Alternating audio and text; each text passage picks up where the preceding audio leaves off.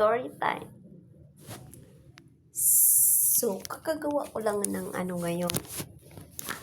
Then, kakagawa ko lang ng YouTube channel ngayon.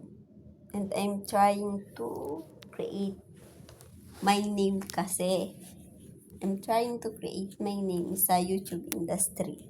And then, as in, kakagawa ko lang at kakapost ko lang ng 3 short videos.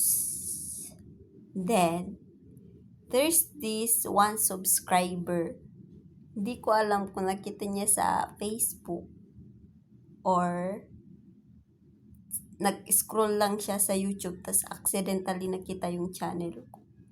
There's this one subscriber, si ma'am, may channel din. Di ko ma-explain. Basta kakagawa ko lang ng channel.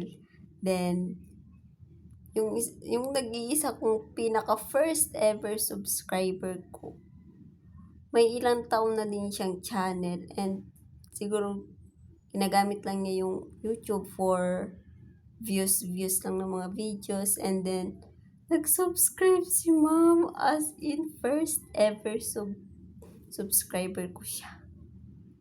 Ito si ma'am. Papakita ko dyan. Thank you, ma'am.